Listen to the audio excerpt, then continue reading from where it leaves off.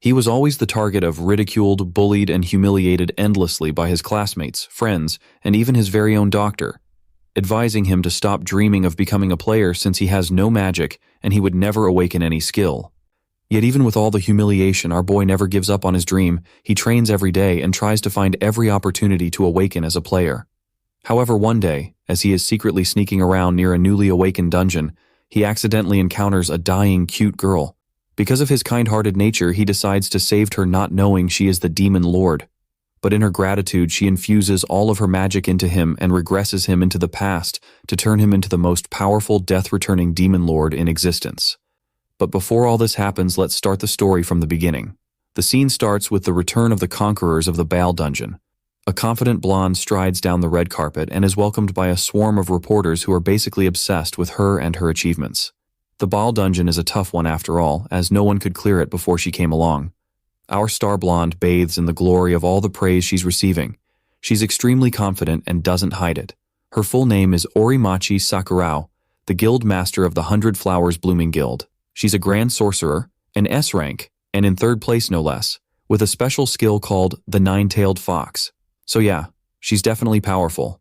The reporters glaze her even more, claiming that she just might be able to clear the Lulu Heart dungeon, the first and most difficult dungeon in the history of dungeon clearing, and the ultimate goal of all players. She scoffs at this, though, and clarifies that she has no interest whatsoever in the goal of all players, for she only hunts for herself. After this, she turns and takes her leave, just as confident as she had arrived, ignoring other questions from the reporters, like the whereabouts of the previous guild leader and the conflict between Russian players. Meanwhile, our MC lies in his room, watching all of this on the news on his phone. It's about time for his part-time job, and this time around, he is transporting supplies to the dungeon. He then recalls what the blonde diva said on the news, about her only clearing dungeons for herself, and seriously doubts it. Our protagonist also has dreams of someday becoming a player and challenging a particular dungeon tower. It was the first dungeon to appear in his world, and is currently the most difficult by far, as no one has been able to clear it. This dungeon, which continuously omits obvious deadly stay-away auras, is known as the Lulu Heart dungeon. When he was much younger, our MC had always watched the news, where they announced new players, and always thought he'd someday be one of them. But life had other plans for him. Unfortunately, he was deemed skill-less by his doctor, and as one, he would never be able to enter dungeons, talk less of clearing them. This meant he was quite useless, and other players made sure he was aware of that fact. They downgraded and bullied him, as if his lack of talent wasn't enough torture. Even his own friend strongly advised him to give up on his dream of being a player. He made it clear that he had no hope of reaching his goal, as he was completely useless with no talent. Skill-less is a term used to describe people who can't access skills and therefore are unable to become players. There's a good reason why these kinds of people aren't allowed in dungeons. Most of them die, and the rest go missing. Either way, they're basically cooked and don't even stand a chance. That is why the rule was made. Deep down, our boy knows that he's obviously not one of the chosen ones, but he still can't bring himself to give up. So, he works part-time jobs related to dungeons as his own small way of contributing. It might be dumb, but it's his life. He even bought a sword, which was obviously a stupid purchase since he knows he's never going to use it. That's what he thought anyway. Suddenly, there's an intense earthquake, followed by loud warnings and panic. A dungeon break just occurred. A dragon comes out of the Paimon dungeon with its fiery fury. But that's not all. Other monsters begin to descend from other dungeons. One looks like a nun, and the other a lamb monster. Everyone begins running for their lives. The warning system keeps announcing more and more monsters, to the terror of the people trying to escape. Soon, our protagonist is being chased down by the lamb monster. He tries to use his sword to defend himself, but he's no good at it, and so it breaks. So much for that idea. Just as he is about to take his last breath, a golden light swoops in and saves him in the nick of time. The scarlet leaf flash slashes the monster, leaving a brilliant gold after effect. The owner of this move asks the citizen she just saved if he is hurt. She is an S rank, in 8th place, and also part of the 100 Flowers Blooming Guild. She is a swordmaster, with Eye of Truth as her special skill, and her name is Orimachi Saira, another blonde beauty. Amid all the chaos, our boy manages to thank his savior, and she advises him to run away. Even though he really wants to do something to help the current situation, the harsh reality is that the only thing he can do right now is run. He accepts his fate and takes to his heels in regret. After some running, he realizes that he can't outrun the monsters, and decides to use the alleyways to maneuver the city-turned battleground. It is then that he spots a girl on the floor, bleeding to death. She weakly asks if he's human, but he either doesn't hear her or totally ignores her. He deduces that she needs a hospital ASAP, but with how severe the bleeding is, there isn't enough time. What he refuses to do is run away again and do nothing. He tries to help her, but she rejects it. There is no way she's accepting help from a mere human, and she lets him know her disgust. But our boy isn't hearing any of that crap. Despite her struggles, he gets the weak girl on his back and gives her a free piggyback ride across the city. Things are getting wild, and the dragon releases a powerful attack on the city.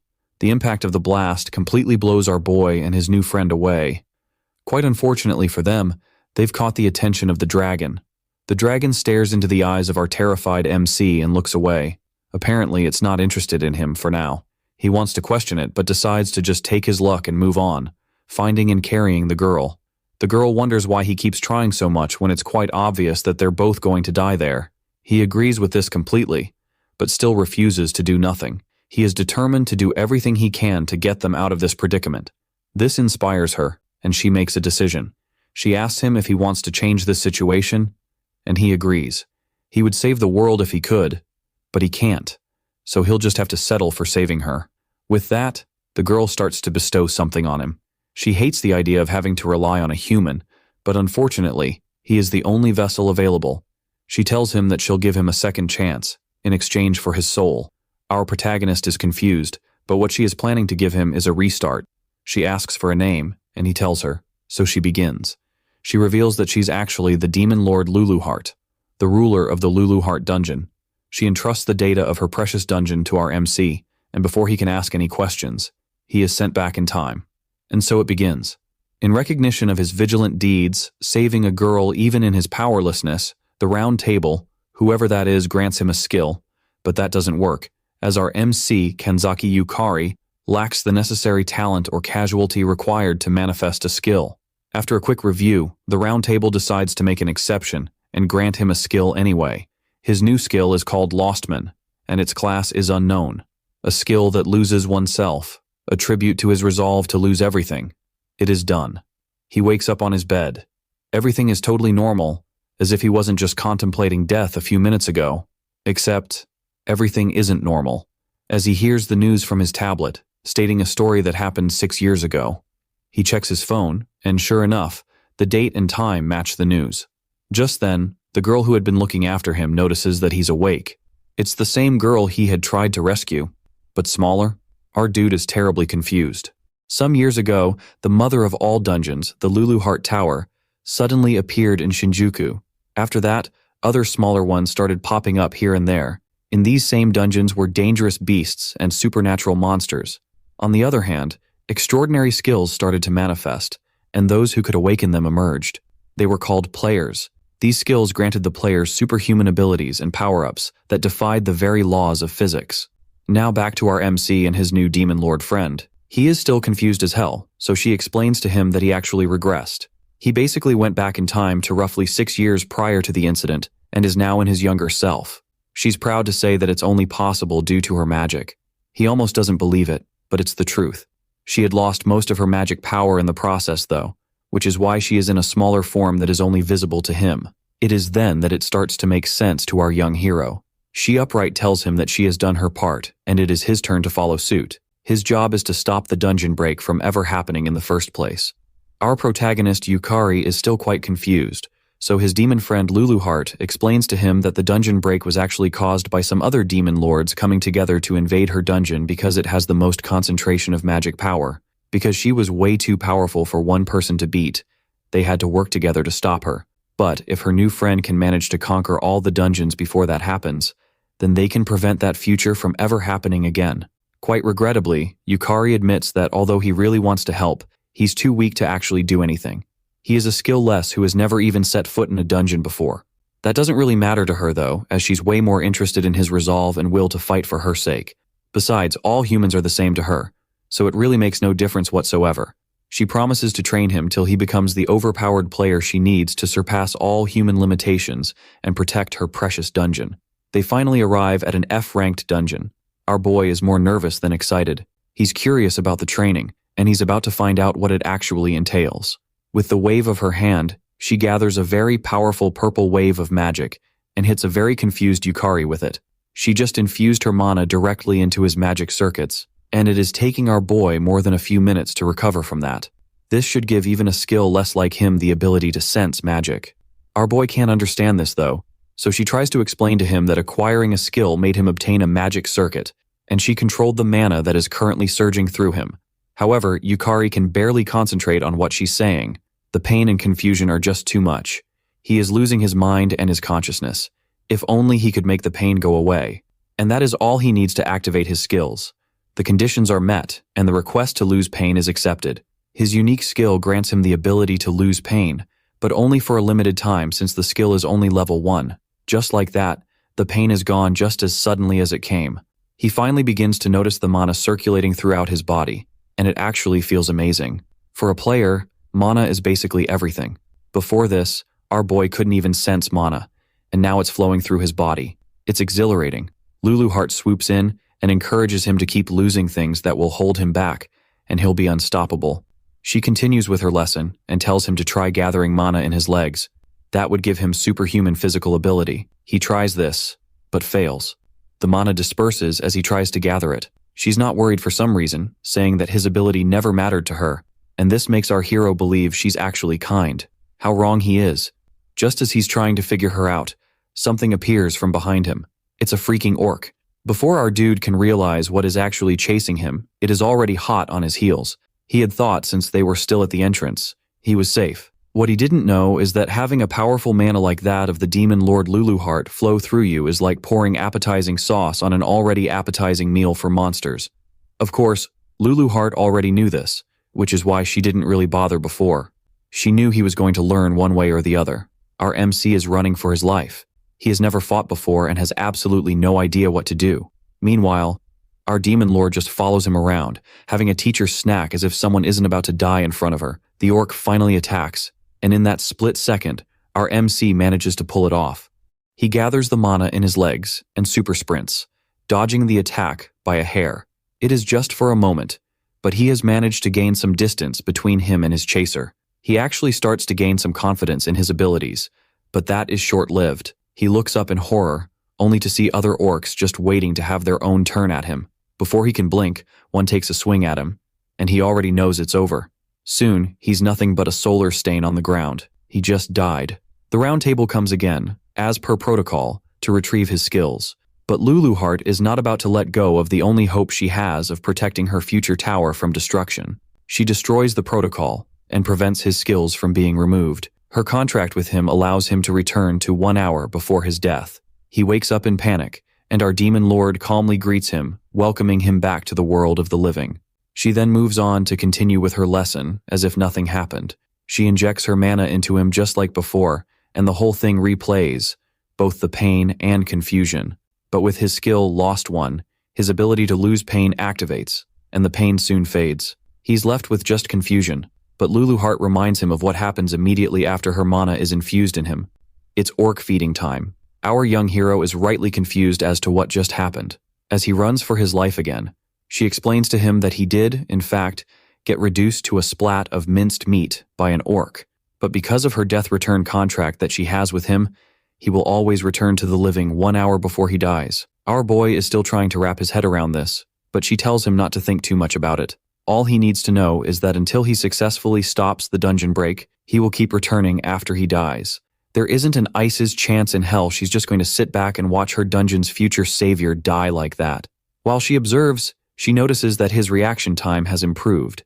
Death definitely has an impact on him, but if he really wants to get stronger, he can't keep dodging and hiding. He actually has to counterattack eventually. He knows this as well. She then reveals a small hint to help him. She tells him that the thing that connects the magic overflowing in this world is his soul. All he needs is a strong will to wield this power, whether it's a strong desire to save the world or a mere wish to become stronger. All he needs is that resolve. What he wants is to stop the dungeon break from ever happening and to get stronger, and that is exactly what he's going to do. He quits hiding and goes in for an attack. Infusing mana into his arms and weapon, he lands a critical hit and slashes through one of the orcs. He did it. He just killed his first monster. Lulu Heart is proud of him. She had planned to have him die about 100 times first so he could get used to the pain of her magic in him, but because of his skill giving him the ability to nullify pain, that saved her the trouble. It is then that he realizes that it's actually a demon lord who's training him, not a normal being. There's no time to rest though, as other orcs charge towards him. He uses the magic now coursing throughout his body to move quickly and strike down each orc. He can hardly believe how fast he is moving. In an hour, he has defeated 10 orcs, and even Luluheart has to commend him on that one. He believes that if he keeps this up, he will undoubtedly get stronger. Just then, they hear a scream coming from deep within the dungeon. There's a dude with a knife walking toward a helpless lady with obvious murderous intent.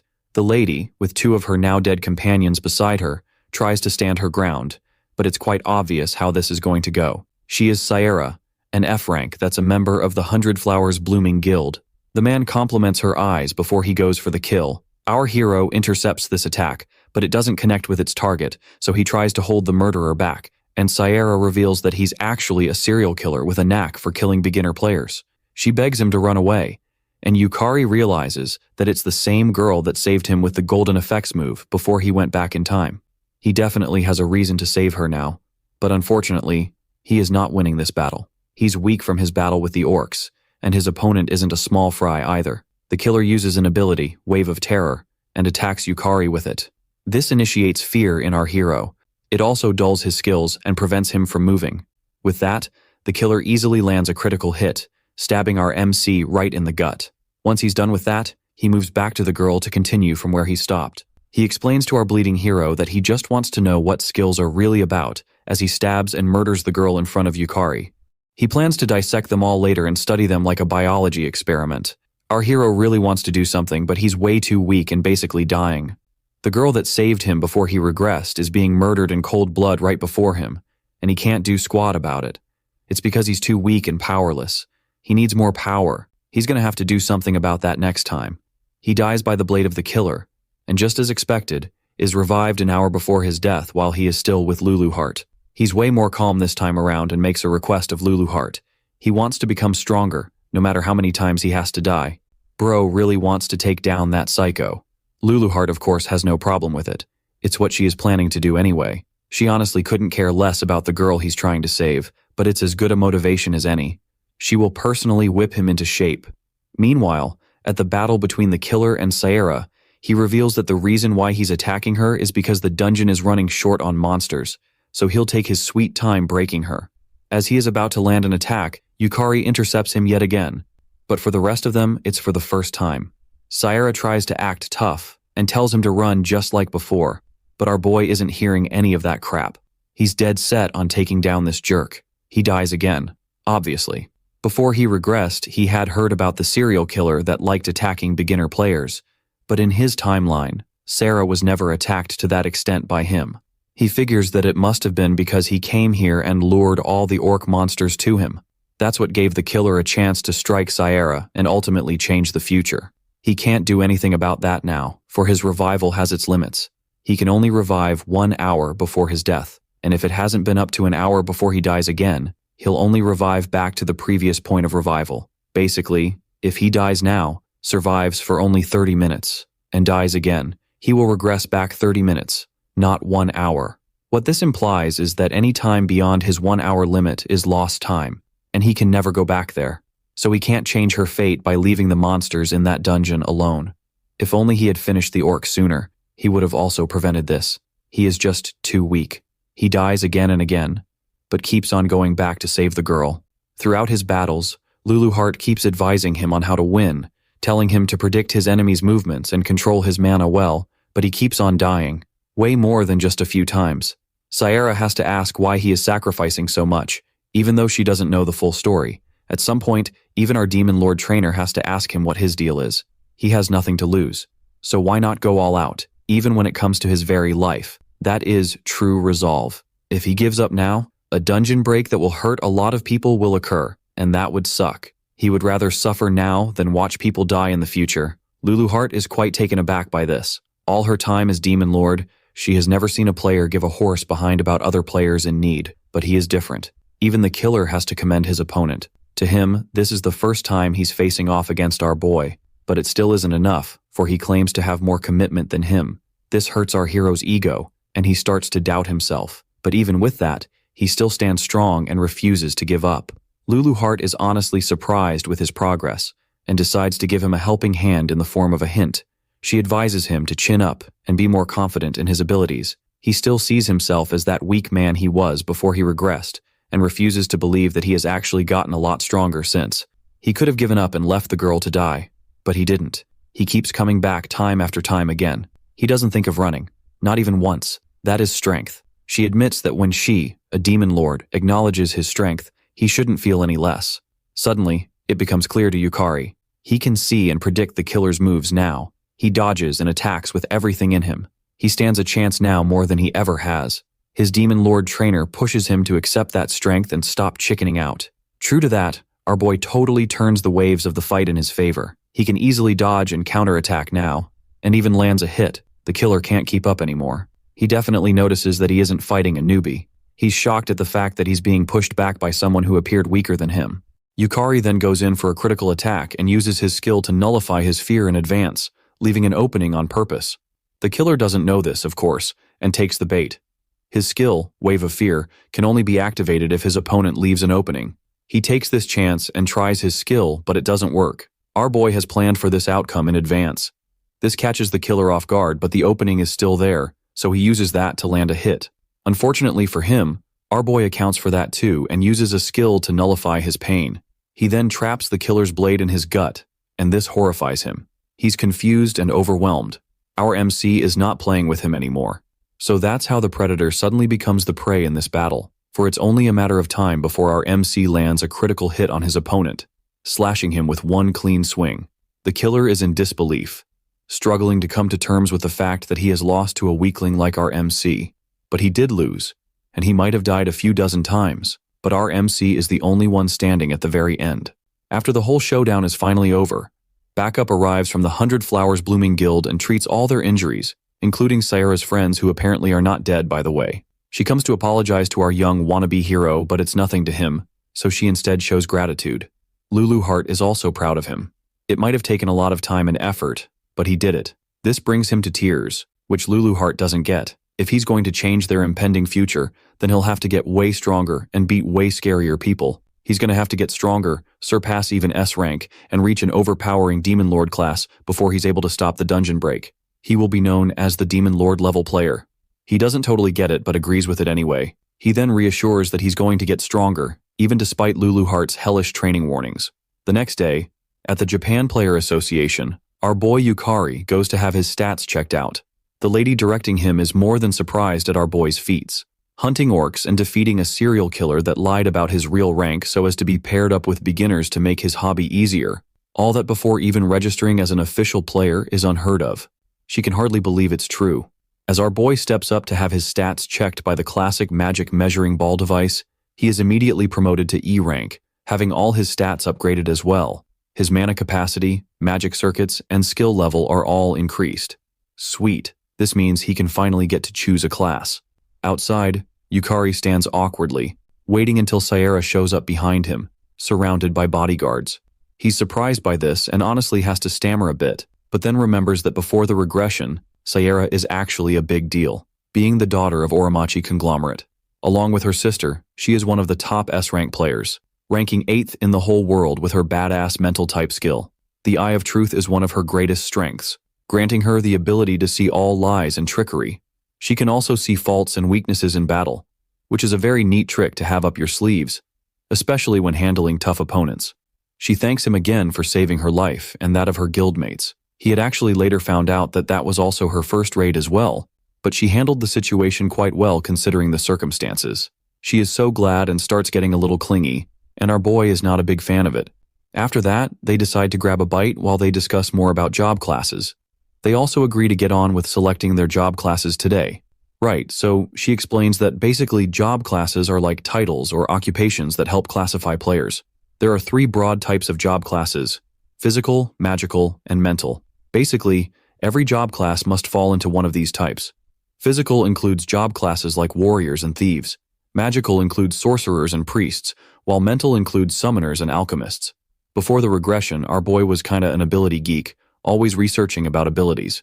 Sarah had chosen the class Swordmaster, which gave her the unique ability Counter, and paired with her skill, the Eye of Truth, it made a mad combo and basically a foolproof battle weapon with 100% accuracy. She was basically cheating at that point. There is also something called class compatibility. A person's class is determined by their personality and skills, and matching with the right job class that fits your skills will mean more power and efficiency.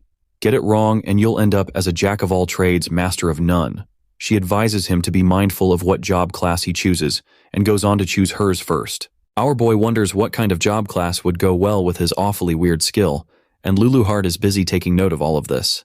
After a while, she comes back and reveals that her skill actually gave her 4 job classes to choose from. And this shocks him, as that is only left for geniuses. But what shocks him even more is that out of her options, she chooses the S-rank job class Maid. She could have gone with Paladin or even Swordmaster for heaven's sake. But nah. It just had to be the Maid. The Maid class basically grants its holder unique and elegant techniques combined with the power to help her master succeed. It would dominate the battlefield with moves enshrined in mystery and history, controlling everything from the shadows. Welp, there goes the version of her he had met before the regression. She explains that she just wants to stand toe-to-toe with brave people like him, and he is just glad that she thinks of him in that way. Finally, it's his turn to go choose a class. He is excited about it, as he had never even dreamed of doing something like this before the regression. As he touches the measuring ball, the system reacts and starts to analyze his skill in order to provide him with appropriate job class options. But of course, there is an error. At this point, it shouldn't surprise you any time we're dealing with our MC. The system resumes and attempts to try again, and succeeds this time. It grants him the job class Soul Eater, a job that grants him the ability to devour souls, consuming their strength and commanding them as well. The downside is the risk of being swallowed by the darkness, but we'll talk about that later. The Soul Eater class grants him unique abilities like Soul Lost, Soul Trail, Soul Devour, Soul Harvest, and that's all he can get with his current level. This is shocking to our boy, as he has never even heard of a class like that after all his years of geeking. He might have been shocked, but Luluheart is horrified. All those abilities were once hers. Did bro just steal her job class? Neither Yukari nor Luluheart could have predicted such an outcome. She can't believe her eyes, but it's all too real.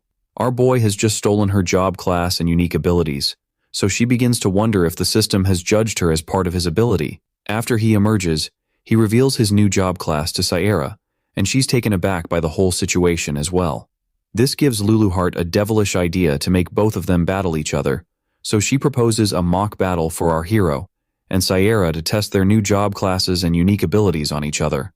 At the indoor arena, the 2 newly advanced players prepare for battle. Sierra dresses in a cute but freaky maid outfit to match her aesthetic.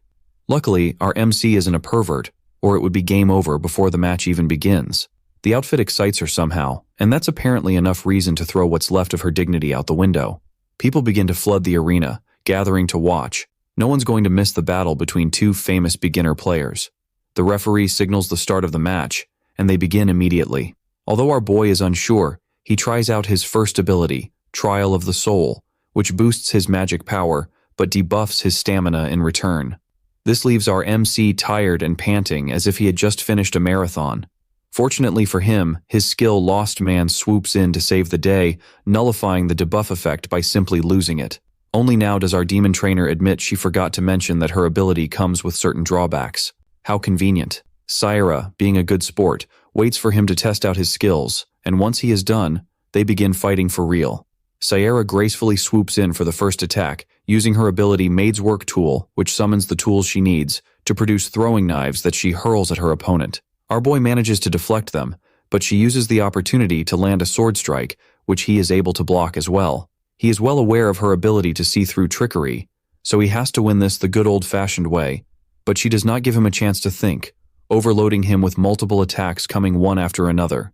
He then uses his skill to nullify his fear and charges through her barrage of attacks to engage in close combat. However, she reacts and tries to defend, but his raw power is too much, and she gets pushed back. This causes the crowd to erupt with excitement as the 2 young players battle their hearts out. Our boy, bursting with magical power from his ability, goes in for another strike. Sierra is amazed by how strong and straightforward he is and barely manages to block his attacks.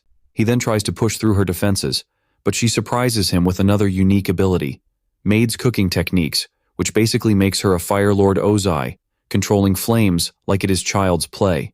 Our boy seriously wonders what the connection is between maids and fire, but does not have time to dwell on the matter as she attacks him head-on with fire, and he shifts into defense mode. He begins to see that she will soon become an S-rank player. But she is not done yet, as she switches back to throwing knives for close combat. He tries to deflect them but takes some damage when one of her knives connects. She immediately tries to use this opening, striking him at the exact spot where he was cut to bring him down. But he is ready and uses his skill to cancel out the pain so that when she attacks, he does not even flinch. This leaves her wide open and gives him the chance to land a blow. With moves now enhanced because his ability's condition, which is essentially his health dropping below 50%, is met, he begins his own barrage of attacks. Sarah quickly realizes that his power is still growing at this point in the battle and that she cannot keep up with such powerful attacks coming straight at her with no chance to react. He then lands a final critical slash that sends her flying across the arena, deciding the match. Sarah had already expected this outcome, and being the good sportsman that she is, she admits complete defeat. In his dumb humility, our boy attributes his victory to luck, even though it was obviously a clean victory. This encourages Sarah a little, although she's really frustrated by how weak she was compared to our boy. She really shouldn't fret about it too much though, because she is definitely not the main character in this story. She wonders how he was able to keep fighting despite her barrage of attacks, as if he had no fear for his life, and our boy admits to himself that she herself was actually quite impressive in that battle. She might be frustrated but isn't discouraged, as she promises to defeat him next time, but our boy knows that if there were to be a next time, he'd still drop her vanilla buns in a heartbeat.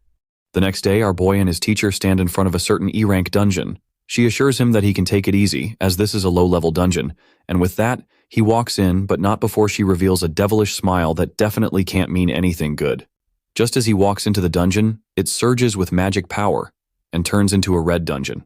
Workers around immediately begin to panic and notify the 100 Flowers Blooming Guild and Player Association. Meanwhile, inside the dungeon, our MC is busy dancing tango with the night monsters, slashing and dodging as quickly as possible. He wonders why the monsters in a supposedly easy dungeon were as tough as that. If only he knew he wasn't in a normal dungeon. His teacher, on the other hand, is surprised at how well he's handling the situation, defeating the monsters in a berserk dungeon without dying even once. He is really beginning to exceed her expectations, and that's what she likes to see. She might just have to prepare even harsher training, and our boy doesn't know what the hell she's thinking. But the aura oozing from her malicious thoughts sends chills down his spine. His Soul Eater ability soon auto-activates, absorbing all the mana in the monsters he had killed. Soon, his body starts to fill up with mana, and his mana capacity and stats increase. Lulu Heart then explains that his ability converts the souls of the monsters into mana, which is then absorbed. Basically, the more he defeats, the stronger he becomes. He would expect nothing less than the previous owner of the ability to know so much about it. But that's only part one of the power. The second part is Soul Harvest, and it grants him the ability to acquire souls that he can call upon later. He uses it and gains the soul of one of the armored night monsters, the soul of a fallen knight now possessing an empty armor. The soul is like the core of a monster, which he can materialize by pouring mana into it. He does so, and boom, it appears. Bro just raised a soul. He literally took a page out of Sung Jin Woo's book. It's not just mere summoning, but the creation of life itself, and Lulu Heart assures him that it will get better as his mana improves. It is only now that he realizes that his teacher he was taking for granted was actually an overpowered demon lord. His new soldier joins him in battle, and they take down more monsters at the end, harvesting 2 more night monster souls for his collection. He can only summon them for a few minutes, and reckons that he has to raise his rank and mana capacity first. However, his teacher is very pleased with his character development. There is only 1 monster left, and let's just say he's a little bit bigger than the rest. No, actually he's much bigger, and looks way more frightening. It's his first boss fight, and he is ready for it. This one should be exciting. Meanwhile, our boy is becoming kind of famous, as news about him is reaching high places, like the guild master of the 100 Flowers Blooming Guild, aka Sierra's big sister. At the chambers of the guild master of the 100 Flowers Blooming Guild, Sakurako is informed by her secretary about the E-rank dungeon that had suddenly turned into a red dungeon due to mana overflow. She is so unbothered and casually orders that a team of B-rank players be sent out, whilst a certain Squad 4 stand by just in case. She then asks if any unfortunate soul tried paying the dungeon and visit, and the secretary reports that our MC is that unfortunate soul. The name sounds somewhat familiar, but he's still an E rank, and she doesn't hide the fact that she couldn't give a horse's backside whether he lives or dies. She then beckons on her assistant to bring her the usual, and by the usual she means a list of everyone who has been in contact with her little sister that day. Turns out that our cool, confident blonde is actually a lunatic with a sister complex, obsessing over people that make even the slightest contact with her. She then sees a picture of her beloved Sari on a casual date with our boy during lunchtime. It is then that she recognizes his name as the one who sparred against her sister in the indoor arena. She had obviously been too fixated on her sister's gorgeous moves to even notice her opponent. Words of a lunatic. Anyway, this just makes her hate him even more. Meanwhile, at the dungeon boss room, our boy is still going at it, fighting the boss for the 24th time. Luluheart, on the other hand, is starting to get bored, but our boy is definitely anything but. He seriously questions why the boss is this strong, and Luluheart knows it's because the boss has been supercharged by the dungeon's excess mana, but decides to keep this particular info to herself like the devil she is. You can't expect to get stronger if you don't challenge stronger opponents, but our MC was tricked into this particular fight. He was a dummy to trust her after everything she has put him through, and an even bigger dummy to only be realizing it this late in the game. His opponent is not giving him any time to be mad at Luluheart though. His attacks aren't causing much damage, and one slip-up means instant game over for him. Once his health drops beyond 50%, his ability auto-activates and charges him up with mana, whilst his unique skill simultaneously nullifies the pain brought upon by damage taken. Now he is supercharged and can actually take this battle seriously. He immediately summons one of his armored night monsters, Sun Jinwoo style, and commands it to distract his opponent, focusing on defense alone while he strikes from behind. The idea is that there's no way his pawns can even scratch that thing, but hopefully they'd be able to keep it busy long enough for him to actually land a hit. The plan works, but once he lands his hit, the monster deviates attention to him, disregarding the pawn. With very quick thinking, our boy summons yet another pawn behind his opponent, whilst dodging lethal attacks. He then commands them to attack whenever he's the target, so as to draw its attention away and let him actually strike. The soldiers do as they are commanded, and the plan seems to be working. He had planned and developed the strategy over the countless times he had died and restarted, and is now getting way better at commanding his soldiers whilst fighting that even Luluheart has to commend him. She's so excited and is delighted that her student works best when put under pressure. And by pressure, she means reality situations that he'd have to die over 20 times to get out of. Back to our psycho blonde with a sister complex, she reckons that everything worked out in the end. A red dungeon appears when a dungeon has an overflow of mana, and its difficulty level skyrockets. No way the little insect that dared to speak to her sister could survive it. She believes that everyone who even comes near her sister should die, and her boot-licking, cake-kissing assistant agrees with her. But looking back on his battle with her sister, she begins to wonder what would happen if an E rank actually clears a red dungeon. Back in the dungeon, our boy uses his ability Soul Loss, and it grants him power in exchange for a fear debuff, which his unique skill nullifies. Then his health reduces beyond 10%, so his skill Abyss Soul hyperactivates, adding even more power. With this, he charges straight for the monster, and lands a devastating slash that finishes it off, to the excitement of Luluheart. While this is happening, Sakurako realizes that if an E-class should manage to clear a red dungeon, not only would it be a groundbreaking historical event, but it would shake their whole ranking system like nothing they've ever seen before. Shortly after her brainstorming session, Sakurako gets shocked when she finds out that our boy actually did it. He cleared a red dungeon and did so single-handedly. She struggles to believe that a rookie player like him could clear a dungeon that's supposed to have drastically high monster strength and overall difficulty. He was also the one who took down Akizuki K, famous for hunting beginner players. Sakurako recalls that although his moves were quite amateurish in his mock battle with her sister, he didn't show the slightest fear of death in his eyes. He had them crazy eyes, and for some reason that excites her. She orders to dig up everything about this guy, and plans to recruit him if he is the real deal. And if so, she commands to give him the C-rank leader position, which is currently held by Shikimura. He is obviously not happy to hear this, but Sakurako is his boss and can discard him whenever she likes. But instead, she gives him a chance to redeem himself by proving that he's indispensable and more capable than their mystery rookie. She then entrusts the entire investigation to him. The man is obviously annoyed at this, and at our mystery rookie. Meanwhile, Sakurako had just set a plan in motion. Shikimura was so dumb and naive for falling into her trap. If he eliminates Yukari, then that's that, and if that's not the outcome, then they'd start preparing a welcoming party. Either way, the results will be in her favor.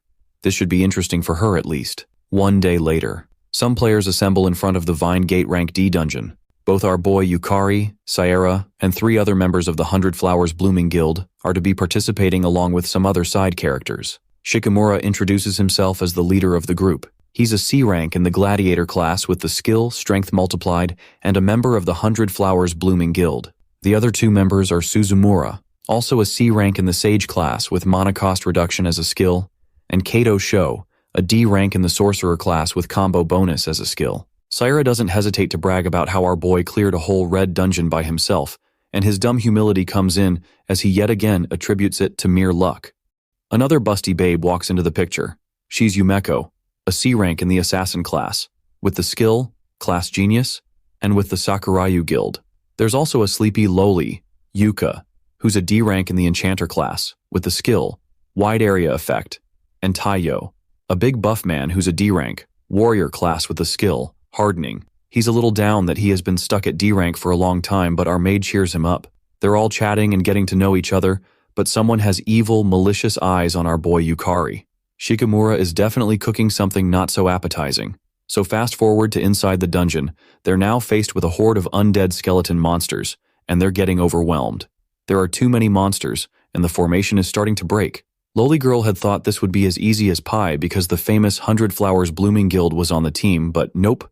The tanks can't keep the formation strong because of the poison breath attack the monsters are using.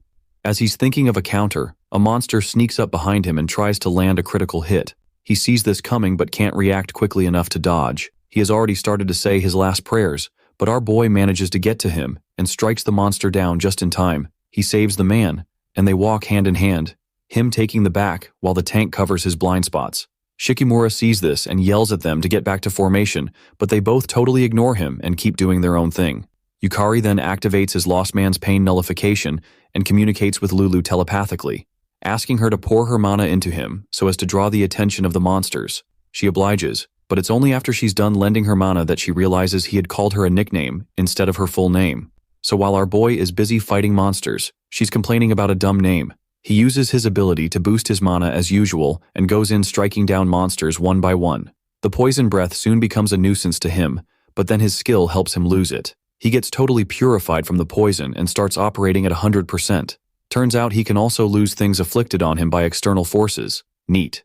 With that out of the way, he easily strikes down the rest of the monsters as they are nothing compared to the hell he faced in the red dungeon. The other players soon begin to notice our boy slice and dice monsters like cotton cheese. At the end, he basically clears everything, the whole monster flock by himself. But of course, his dumb humility comes in again, and he calls it a team effort when everyone just watched him take down an entire fleet of monsters by himself.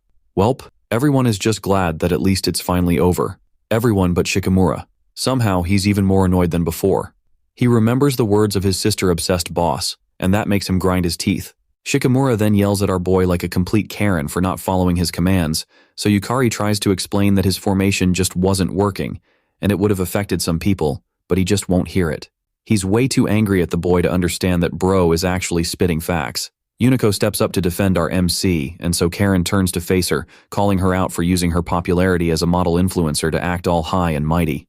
This soon deteriorates into a huge quarrel about who gave who power and who's in charge, and tension buds up within the team. Our boy, being the calm dude that he is, suggests that they take a breather, and Sarah backs him up with the idea of reassessing their formation. Shikimura reluctantly agrees, and things begin to normalize. Our teacher is reminded of how much she hates humans, but what's worse than that is the fact that Yukari gave her a nickname. He tries to explain that it would just be easier to call on the battlefield, and she eventually lets the issue go, but in exchange, he has to properly harvest enough souls in this dungeon. Don't worry your cute little head, Lulu. Our young hero was already planning on doing just that from the start. At some point, the team reaches a point where the path divides into 2 paths. Shikimura is still very sore and annoyed that our boy was acting all bossy when he is the one that's supposed to be in charge. He's gonna have to step up his game if he's gonna prove that he's worth more than our MC. He speaks up and suggests that they split into 2 groups, beaming with smiles like a ray of sunshine as if he wasn't just contemplating murder a few minutes ago.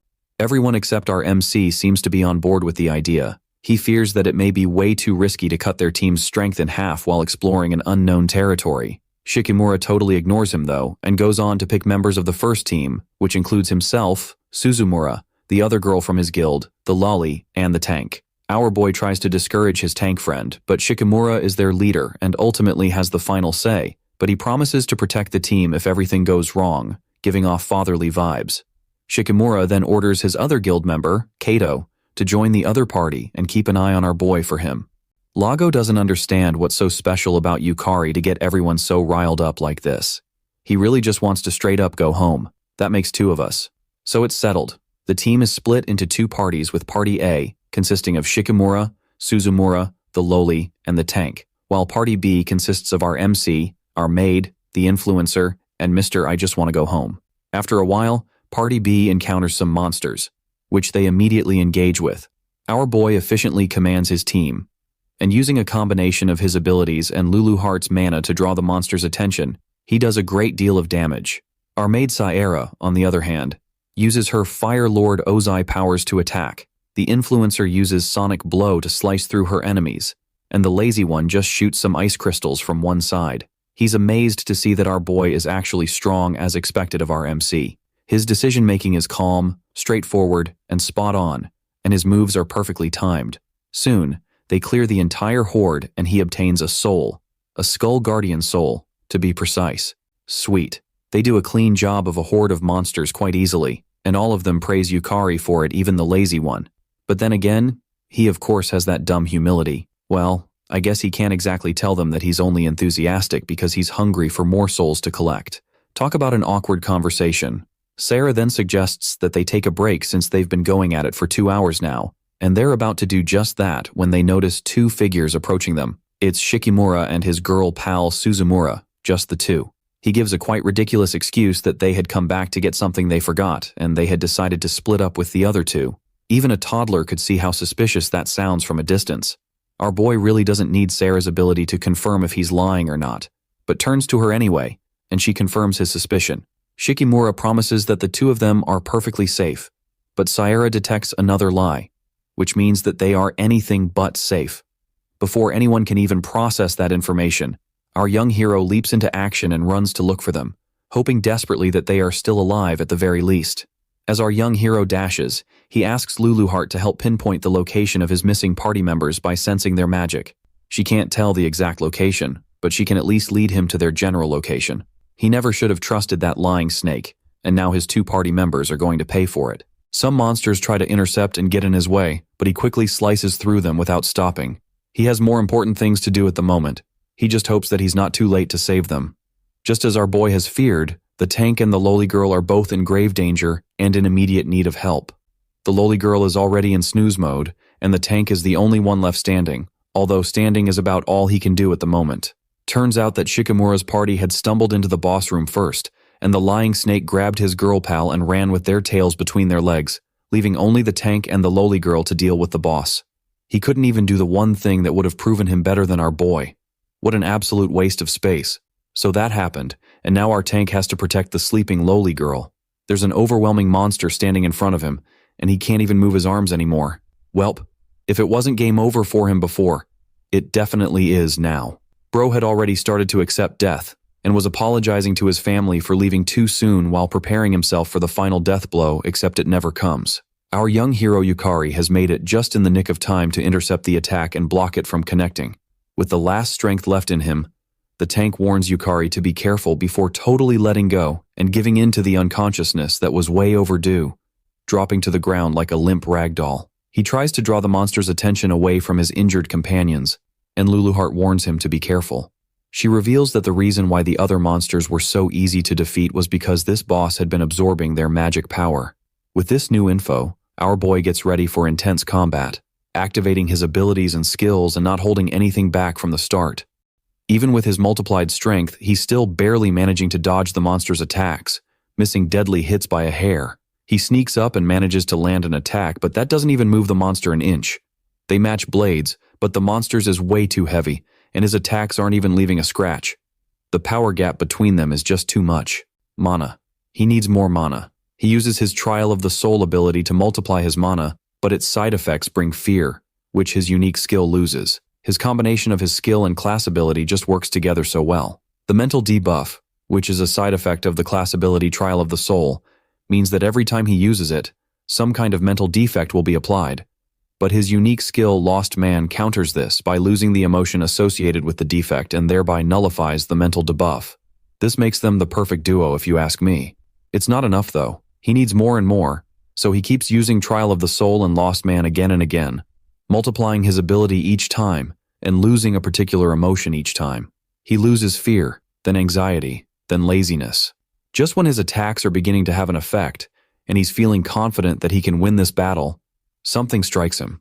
Suddenly, everything goes blank white, and he can't move anymore. He totally didn't know that his unique skill, Lost Man, actually eats away at his humanity every time he uses it, and he had just lost a huge chunk all at once. The monster uses this chance to land a critical hit that sends him flying across the room. Luluheart notices something is wrong and comes to his rescue. She explains what exactly is going on and tries to get him to respond, but our boy can barely listen and is rapidly losing consciousness. She explains that if he can't overcome the Trial of the Soul, that he himself may cease to exist. Her voice isn't getting to him anymore, as he's already on his way to undergo the true Trial of the Soul, and he can't just regress his way out of this one either, because if he should respawn, the psychological damage would be irreversible. She's left with no other choice than to come down and fight in his stead. That monster should be honored that he gets the opportunity to battle Demon Lord Luluheart of the Luluheart Dungeon in all her glory. As he sinks deeper and deeper into the void, some of his worst memories begin to surface. Before his regression, he had been rejected, bullied, looked down upon, and discouraged even by his friends. The only thing he could ever do was run, no matter how desperately he wanted to do more. Those weren't very fun times. He wakes up to see he has been trapped in some sort of dimension. It's the Trial of the Soul, and the person who reveals this to him is none other than his evil clone. He stares in disbelief as a perfect copy of him stares him back in the eye. The Trial of the Soul is related to the Soul Eater class, the class of Demon Lord Luluheart. His evil clone continues to explain that its true form is the ability to forcibly amplify one's desire while increasing their soul and magic power, but someone has been ignoring it way too much, and that someone is our Yukari. Due to the Lost Man skill, he had conveniently been ignoring the other side of the Trial of the Soul ability, and now it is time for him to face it, the emotions he had discarded and his own value. But that's impossible, considering the fact that he has nothing and will continue to lose more if he continues on this path. Nothing can and will ever change. That's what the evil clone seems to really believe anyway. Meanwhile, back in the real world, the battle is still ongoing between the monster and Luluheart, and surprisingly, she isn't faring very well. She understood that she was now much weaker, but she had thought that she could have at least taken down such an insignificant monster. It's frustrating, but she still couldn't show any sort of weakness now, not just for the unconscious people currently taking a quick nap in the room, but for her reputation as well. She continues and draws the monster's attention. She has to fight for her student, for she is quite certain that he's going to overcome the Trial of the Soul. Speaking of Yukari, he's done hearing what this cheap dollar store version of himself has to say. He doesn't need anyone to tell him. He already knows his life has been wrong. He already knows that he's going to keep losing things as he goes on. But even so, it was his messed up life that led him to Luluheart. Everything that happened brought him to the one that gave him a second chance to save the world. So what if he keeps losing? So what if he had a wrong life? The choices he made weren't wrong, and that's all that matters. He will stop the dungeon break and save everyone. With that, he takes his evil clone by the face and reactivates his Lost Man skill, nullifying it along with every other negative emotion that was previously being nullified. But his proof of existence has dropped below a certain amount. The skill had consumed way too much, and that has to be fixed. So that's where his teacher comes in, accompanying him together in their one-way journey to the lost. She uses her magic essence to restore our hero's lacking existence, and it soon stabilizes while hers decreases. This breaks him free of the Trial of the Soul. In the real world, the monster is about to land a critical hit, but Luluheart isn't worried as she's well aware that her student has returned. He intercepts the attack as expected and saves her. She wants to inquire about his little journey of self-discovery, but that can wait until they're done playing with the monster. He has returned, so they can finally resume from where they stopped. Where was he again? Oh, he was about to whoop some monster arse. The cost of the power is great, but the effect makes it worth it. It's finally time they teach that overgrown knighthead a lesson. With an intense force, our young hero attacks the monster. It reacts and blocks the attack, but Yukari pushes through and takes one arm off with a clean slash. The monster screams and then charges at him with deadly intent, and our boy turns off his fear switch so that he can fight with everything that he's got. The battle is obviously different from before. He's no longer on the defensive, and his attacks are definitely going through. He swiftly dodges the monster's attacks and lands a hot kick, a move he had picked up from Sierra during their mock battle. The monster is not done yet, for it still has a trump card. It releases a massive amount of mana and initiates a mass summoning of small monsters, the kind they had fought before. Luluheart uses her mana to draw their attention and reveals that the boss monster's mana is almost finished, and encourages him to push through. So he immediately starts, summoning his own soldiers from his collection. Bet the monster thought it was the only one who could summon an army. With that, they enter the final and most intense stage of the battle. Our boy faces off with the boss while his army deals with the other monsters, and Luluheart keeps drawing their attention to keep them from distracting him. Soon, Luluheart's mana runs out, and she fades out of the battle, back into only existing in our boy's mind. So it's left for him to finish up here and clear the garbage. He then puts every ounce of strength into his final attack and lands a devastating hit, cutting through the enemy with one clean slice. Some moments later, the rest of the party finally makes it to the boss room. How convenient that they show up right after our OPMC has cleared all possible dangers. They are shocked to find out that he actually beat the boss monster single-handedly. Sarah, on the other hand, is just worried about his injuries, but he tells her to go look after the others as they are in worse condition, as the noble character he is. Someone who is not so noble is Shikimura, as he commands everybody not to move, holding the sleeping lowly girl hostage. They had all totally forgotten about the lying snake that was the literal cause of everything that went wrong during this adventure.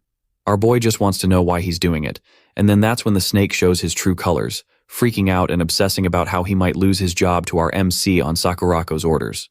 Sarah tries to talk some sense into him, as he at least respects her opinion, but he doesn't budge even when she promises to put in a good word for him. They both know that the guildmaster of the 100 Flowers Blooming Guild is anything but a compassionate soul. Plus he'd gone too far, and there was no turning back at this point. He then challenges our exhausted hero to a duel to settle the score. Talk about a cowardly move. Our hero, who's extremely tired and injured, accepts his proposal anyway. Even Mr. I just want to go home tries to discourage him, but he doesn't budge either. It might have been a jerk move, but it really is the only way to settle the score. Plus, he owes that snake a good whooping for making everyone go through all this trouble and trauma.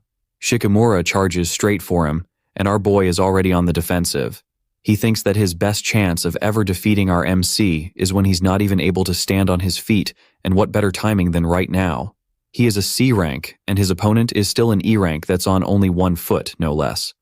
However, he struggles to understand why our MC is able to stand and keep defending his attacks.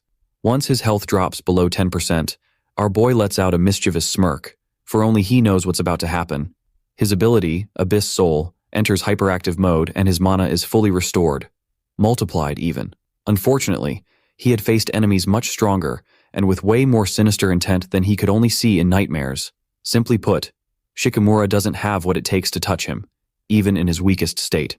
With his now restored mana, he summons the Skull Lich Lord, the boss monster that, if not for him, would have wiped them all without breaking a sweat, to the horror of everyone in the room, most especially his opponent. It is now that they realize that the person they had been dealing with is definitely not your average E-rank player. They can't even tell whether it's summoning or necromancy. Shikimura, on the other hand, is only now realizing how deep in a hot pile of mess he's in. Our boy isn't playing games anymore. The beast strikes Shikimura and makes him lose his blade. Now unarmed, he begins to panic and quiver in front of a being much more powerful than 10 of him combined. He definitely messed with the wrong character in this story. The beast draws near and looks him straight in the eye, and we all know what happens next. Hint, it involves some ass whooping. Once that's taken care of, he's now way past the point of exhaustion and can barely stand. His companions rush to support him, excited and asking questions about his ability. He can't really tell them what he actually does though. The tank and lolly girl are finally conscious again and warmly thank him for saving both their lives. But of course, dumb humility takes a stand once again. Sierra is the only one who's not happy and relieved. This is the second time he's pushing himself to the edge of his limits for the sake of other people. She really wishes he would put himself first in these kinds of situations. But since she's nowhere near his level, she doesn't have the right to say anything. That automatically becomes her motivation to get stronger.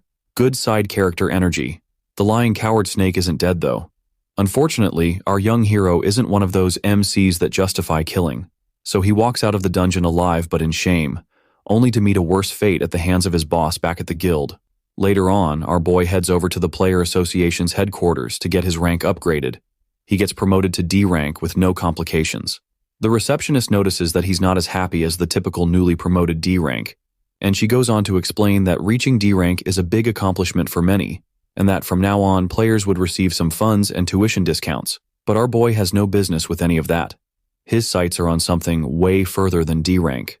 He asks her if she thinks a D rank can clear an S rank dungeon, and she replies with the obvious answer, that it's impossible.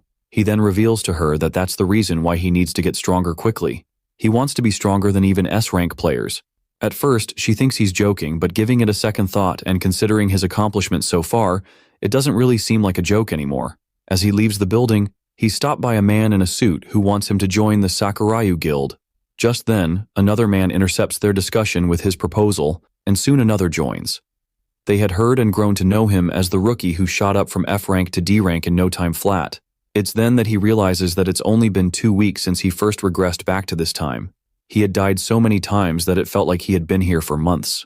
A quarrel soon begins to ensue between the three men, and our boy's not up for that, so he quietly sneaks away amidst the chaos. Lulu Heart had thought he'd give it more thought or at least consider joining a guild as she believed that humans like to gather in groups. But our Yukari has other plans. He's better learning from his Demon Lord teacher and solo leveling like a boss. She's quite okay with this plan, so she puts up that their next training ground would be the Lulu Heart Dungeon. Our boy is dumbfounded, but she is as serious and straightforward as she can ever be. He is sure they might be skipping a whole lot of steps, and they probably are. So many S-rank players had tried challenging that very dungeon before, and not all have been accounted for till date. She assures him that she knows the place like the back of her hand. It's her home after all. Our boy has a very bad feeling about this whole idea. And honestly, it would be weird if he didn't at this point. At the 100 Flowers Blooming Guild, Mr. Shikimura, is on his knees begging his boss and giving her dumb excuses that she's not interested in. She reveals to him that other players had reported that he made a very stupid decision, and he immediately denied it. What this implies is that every other person in that party was lying, including her sister, who she, in case you forgot, is very much obsessed with, like on a psychopathic level. He doesn't back down though, and insists that she must have been coerced or something, but Sakurako is already activating her ability, the Two Tails activation. Quick recap. Her unique skill is Nine-Tailed Fox, which basically grants her the powers of the white-faced, golden-haired Japanese fox. Once she activates it, she basically transforms into a human fox hybrid. She had not intended to punish him if he had air-quote mistakenly killed Yukari. But not only did he fail to prove his worth, he insulted her precious little sister to save his own skin. That is a sin punishable by immediate death in her book. At this point, the dude is desperately begging for his life, as he should, but it's falling on deaf ears. She uses an attack that actually looks kinda cool called the 10,000 Colors Dual Barrier to trap her prey in a cube-like prison. Then, in the midst of his screams for mercy, she uses Convergence to snap him in two like a twig. As for Yukari, she would just have to determine for herself if he is the real deal, which she could have done since, but I guess intelligence doesn't run in the family. She really does take this whole sister complex thing to a whole other level. Back to the Lulu Heart dungeon, which appeared suddenly out of nowhere. It was the very first dungeon to appear, and with that, mana essence was created and people with superhuman abilities began to manifest, marking the beginning of a new era of players and dungeons. People call it the Primordial Dungeon. They stand before the massive, tall infrastructure. The Lulu Heart dungeon looks as mighty and intimidating as ever. It's almost hard to believe that it all belongs to the little demon girl that's currently training our hero. The dungeon is on a whole other level than other dungeons, and it is strictly prohibited to enter it without the Player Association's permission, which they obviously couldn't obtain, so they had planned to sneak in, and he thought it would be tough. Fortunately, let's just say the security there is a little bit lacking, as the only one there is off in La La Land, taking a nap. You can't blame the poor lad, it's not like anyone has the guts to enter there anyway. It's just like gatekeeping the gates of hell. No one wants to be there, so what's the point? With that out of the way, they make their way in and pass through the gates, while a suspicious figure watches them enter from afar. Once they enter, the first floor is a corridor. Yukari notes that it's just a normal corridor. It's not giving primordial or most dangerous dungeon energy, except it's not a normal corridor. Lulu Heart explains that the first floor is actually a massive castle about the size of an entire country. If you're not experienced enough, you could wander for years and years without ever even reaching the boss room. A normal person would have started from the garden outside the castle, but she had shown him a shortcut that led him inside. Our boy isn't really a fan of puzzles and mazes, but not to worry, because his teacher has got just the perfect tool. She hands him a map, and he remembers that he had seen her doodling at some point in the past. The map looks like what a kindergartner drew, but he'll take anything he gets at this point. He is amazed that she still remembers the layout so precisely, even after all this time. It's no biggie for her, though, since she's lived there for over 1,000 years. This makes our boy wonder where she was before the dungeon appeared. A deep question indeed. So they go on, and Lulu Heart keeps directing him down the path. It's a little bit too quiet, and he asks why they haven't come across any monsters yet. She reveals that the path she chose deliberately avoided all monsters as they were all way past his level. Our boy's hopes are sky high as he thinks he might not have to fight at all and just waltz into the boss room, but they are crushed mere seconds later when she reveals that he will do some fighting soon enough. And just like she said, they encounter a monster soon enough. Her name is Harbel, and she looks like something that came straight out of a Star Trek movie. Lulu Heart reveals that her body is fragile, and this should be an easy win for him. With that, he leaps into action and rushes into battle, not knowing that what Lulu revealed was from her POV as a demon. That monster is pretty strong. He soon finds out the hard way when Harbel uses a status infliction, Wave of Exhaustion, on our MC, and he immediately loses the will and motivation to fight along with immobilization and increased skill cooldown time. Suddenly he can't move, and before he can take another breath, she slashes his head clean off his body. He restarts, of course, and is mad, but he can't really blame anyone but himself because he didn't wait for her to finish explaining before jumping headfirst into battle. Lulu Heart then continues to explain that Harbel has a weak body, but she has insane mental magic in return. We are talking up to 7th tier grade magic. It would be next to impossible to find someone who can resist that, for both humans and monsters alike. Our boy doesn't quite understand how powerful this is, so she compares it with human ranking. Someone who can use up to 3rd tier is considered a genius, and most S ranks can only use up to 6th tier magic. This should give you an idea of how insanely powerful a 7th tier magic user is. Yukari can hardly believe the monster he just fought is on the same level or even higher than an S rank, despite looking like she wants to audition for a low-budget alien movie. The good news is, all this logic doesn't really apply to someone who has the unique skill Lost Man. All he really has to do is lose the emotion that the magic attacks, which in this case is sloth, and he should be fine. This is how he's going to have to fight if he wants to rapidly gain souls and mana and level himself up. Meanwhile, in a church of some sort, a nun comes forward to report to a sister who's praying that a new player has entered the Lulu Heart dungeon. At least now we know who was spying on them when they were entering the dungeon. She believes that whoever challenges the most sacred dungeon must be a sinful soul. She is Yoriko Beatrice Irigami, an S rank, ranking 6th in Japan, in the Saintess class with a unique skill, Design Desire, and a member of the Holy Dungeon Church, rank 1. She's actually quite the looker, with a pretty face. Too bad she's talking about things like offering our hero as a sacrifice if he should make it out of the Lulu Heart dungeon alive. At the Sakura Dragon headquarters, our influencer friend is just busy boasting about how our young hero Yukari saved her and the rest of their party at their most recent dungeon raid.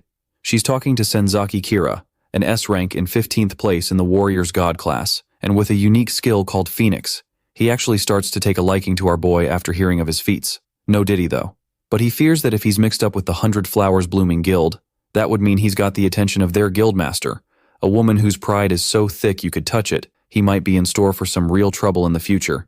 His little sister, the influencer, begs him to do something, looking cute with puppy dog eyes. He must also have some sort of sister complex, because that's all it takes for him to assure her that he'll train him by beating him to a pulp.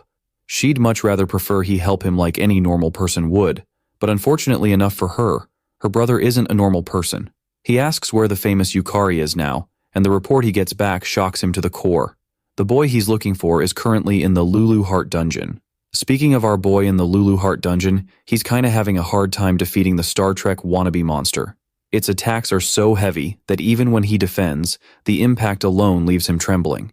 Even with its mental attack restricted, it's still quite the opponent. He uses his ability to summon an armor knight soldier so that he can attack from both sides.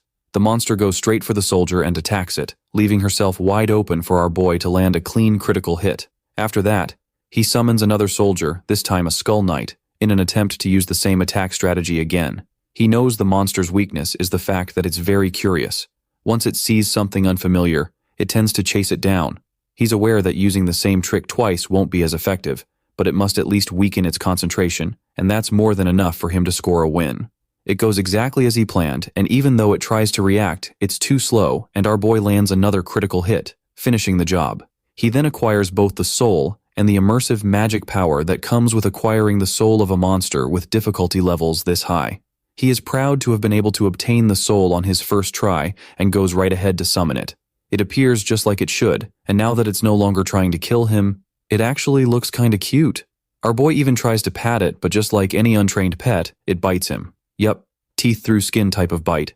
He didn't think a soul he summoned could ever bite him, but Lulu Heart explains that as of right now, the soul is too much for him to handle with his current magic power. It's expected that it shows some resistance, as souls have their own will. In fact, they're basically made up of will. Lulu Heart assures him that all he needs is to get stronger, and the Hable souls should bend to him naturally. Stronger monsters mean stronger will, which means he will need more power to control them. Our boy gulps some water from a spring and is not only refreshed, but his magic power is replenished. Turns out that the spring is actually an artificial magic spring that restores mana. He would need a whole lot more magic power if he's going to be able to use his new soldier effectively, considering the fact that keeping it awake is all he can barely do at this moment. Lulu Heart reveals that the spring was actually placed by the boss of the first floor. Apparently she loved fair fights, but for some reason, humans never ever used it. Probably because of the extremely suspicious sign that screamed trap at every passage. But he's grateful for it though, because now he can fight non-stop. Nullifying mental magic, obtaining Hable's soul, summoning Hables, and using it to fight the next monster is quite the abnormal training regime. Good thing our MC is no longer a worthless NPC. He then summons one of his soldiers, an armored knight, and uses it as bait to distract his prey, another Hable monster. Then he instructs his Hable soldier to use mental magic on it, so it uses Hodo Wave, a wave of lethargy magic that basically stops the target from using skills and renders them incapacitated. This gives them an immobilized prey that they easily pounce on and eliminate in one blow. He then obtains another Hable soul to add to his collection. Lulu isn't really a fan of his method of using sneak attacks instead of actually improving his combat abilities. But hey, a win is a win. An item drops as he celebrates his win. A key of some sort. He's confused, but Lulu seems to know exactly what key it is. Turns out it's actually a treasure chest, something our hero has never seen before, which is absurd since treasure chests and dungeons go hand in hand. But I guess it's easy to forget our hero hasn't been in many dungeons since he regressed. All that aside, now they have a key, and Lulu is excited about what kind of treasure. Back to our sister complex dude Senzaki, he is still wondering what the hell Yukari is doing in the Lulu Heart dungeon, soloing monsters that are beyond human comprehension. That is just insane. Our duo of student and teacher arrive at a magnificent door. It opens and leads them to an even more magnificent treasury. There's glittering gold everywhere, as far as the eye can see. It's basically heaven on earth. There are so many powerful weapons our boy really wants to touch, but a warning halts him in his tracks. If anyone but the rightful owner of the weapons touches them, it will set off a booby trap. So that's definitely out of the question. That's enough excitement, for they must get on with the task at hand. Lulu brought him here for one specific reason, to acquire some necessary items that will most definitely be crucial for his journey ahead. After some searching, she finds the treasure chest. She warns him to be careful so as not to activate a mimic. A mimic is basically a monster that looks like a treasure box until you try to open it, then it shows its true colors, bearing out sharp teeth to eat you alive, unless you have its key, of course. With the key he obtained, he opens the chest and a legendary class item drops. It's the last elixir, an S-class consumable item that can fully restore HP and MP. Additionally, it temporarily increases maximum HP and MP, and cures all status ailments and diseases. Our boy panics over whether he's truly worthy to own this item. He can hardly believe it and hopes she won't come to ask for it back later. But our demon lord Lulu Heart couldn't even care less about that item. In fact, she has quite a few more she'd like to give him. Next is the Mana Diminual Ring, a world-class equipment that increases the wearer's mana capacity by 1.5 times its original size. Our young hero can't believe what he's looking at. Next is the Infinitus Vault Pendulum, a world-class equipment that can store over 700,000 different items. Another is the Eterno Alma, an S-class artifact that prevents weapon durability from wearing down. While equipped, the weapon will retain its form even after the most intense battles. Then there's the Ring della Lingua, a world-class artifact that enables the wearer to understand and speak any human language, but it does not work on creatures without linguistic intelligence. It's a unique communication ring tool that facilitates understanding across different languages, but its functionality is limited to human languages and excludes non-linguistic creatures. Our hero almost can't believe that he gets to take these bad boys and many others with him, but it's nothing for the demon lord ruler of the dungeon they're currently in. She would have loved to check out other treasure vaults, but for the sake of not running into more monsters, she decides against it. Honestly, our boy is more than satisfied with what he obtained, as the idea of any more actually terrifies him. Before they leave, she remembers that there's one more thing she needs to pick up. Our boy is curious as to what it is, but she refuses to spill the beans, insisting it's a surprise, with the usual mischievous smirk. A couple of fights later, our boy is now currently engaged with a lightning elemental monster in the form of a kitty cat that would be cute if it didn't want to electrocute him to death. He uses his newest soldier, a water elemental monster that he had gotten in previous battles, to defend against the monster's lightning attacks. Kinda dumb of him using water to defend against lightning, cause everybody knows that water is a terrible matchup against electricity, but he's the MC, so of course plot armor is always on his side to protect him. He then summons a Hebel that stuns the enemy in place while he goes for a critical attack that finishes the cat. That's how he added yet another soul to his collection, called the Lightning Element Soul. Now there's still one monster left, the Fire Elemental Monster, which appears behind him. He spots it on time and uses his water monster to defend against the monster's hot flame fiery attack. Now that's a good matchup. Water cancels out fire perfectly, unlike water versus lightning. I still don't know how that worked. Anyway, our hero and his Hebel soldier go in for a double twin attack and catch the fire monster off guard, dealing fatal damage. With that, he acquires the Flame Element Soul, an element of crimson flames that is characterized by its swaying fiery hair and blazing eyes. It boasts the offensive power to manipulate flames and burn everything to ashes and excels in defense by creating a wall of fire around itself and has complete resistance to fire attributes. He finally did it, and Luluheart praises his fine work, even though in truth he had died more times than he can count before he achieved victory. It's all thanks to another one of his S-class items, a pendulum engraved with ancient runes that allows physical attacks to affect intangible beings. Additionally, it grants a special attack bonus against element-type enemies. Normally, physical attacks don't work on element-type monsters, along with attacks with the same attribute as the monster like fire against a fire monster, but with his handy item, he can land physical attacks on elemental monsters, and even spirit-type beings as well. Our boy reckons that it would be nice if he could use elemental-type magic too. It would definitely make his work easier, that's for sure. Luluheart, not understanding what he's talking about, moves to their next quest, which is defeating a boss monster.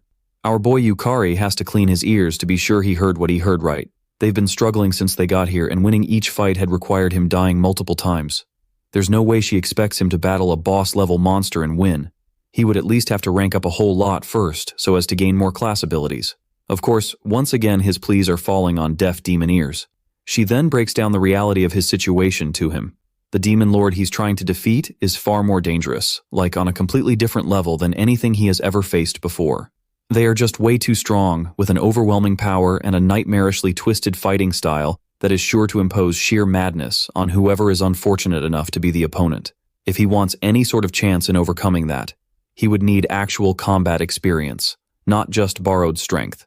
All she can do is help from the sidelines, teaching him, giving him items he can use, souls he can control, and magic power. But that's it. He has to be the one to actually save the world, as he is the only hope they have. It's just him. He must think, fight, and conquer to overcome the adversity that is to befall the Earth in 6 years. That flips back the switch in his head. He immediately apologizes for his somewhat cowardly behavior and mans up to his responsibilities once more. She's not worried though, since she only brought him here because she knew he could defeat this first floor. As they face the door to the boss room, she gives him a little much-needed push to step in. If he's going to save the world, this is just one of the things he's going to have to overcome. The boss is a gorgeous elven maiden who looks very calm and gentle, like my ex, but that's not the point. He is going to defeat her, even if it kills him over and over, literally.